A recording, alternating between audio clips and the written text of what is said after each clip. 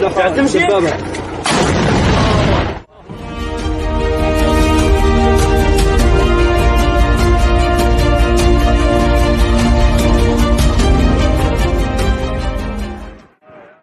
Basilica of Our Lady of Peace in Ivory Coast's capital, Yamoussoukro, was built in part to memorialise former President Félix Houphouët-Boigny.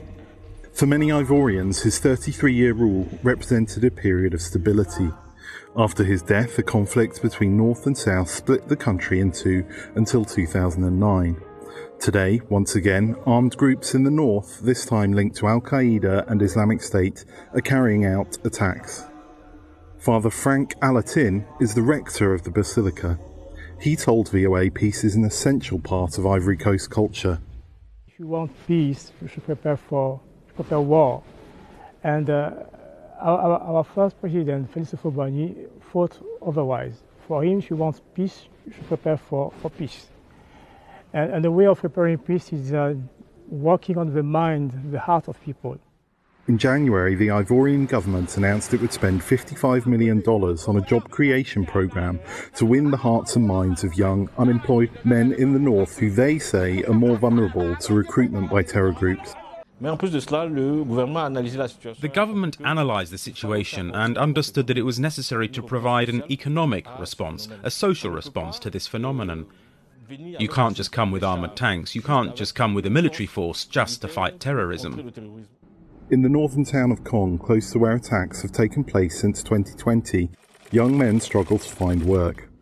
Basina Kanate is a 25-year-old tailor who opens his shop every day, even though customers rarely come anymore.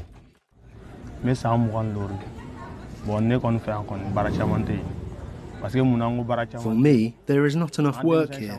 I say this because it is true that there are many people who went to school, but as soon as they get their baccalaureate, they go to look for work elsewhere, because there is no work here. Samu Bashiate says he is unemployed. I didn't go to school. I went to a karate school and then I learned to drive from the truck drivers. There's really no work. We are just waiting for the cement or cashew truck to arrive so we can go and help unload and get some money.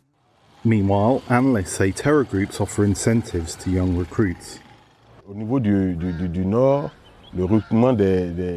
the north, young people are recruited for money. They are offered money, motorbikes and sometimes even plots of land for cultivation.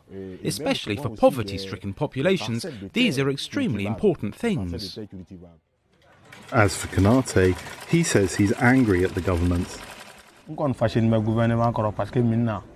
Yes, of course I am, because if the government had set up companies and factories in the locality, young people would have had something to work with and make money. Despite multiple requests, the government was unable to introduce VOA to beneficiaries of its job creation project, although they say the project has started. Henry Wilkins for VOA News, Kong, Ivory Coast.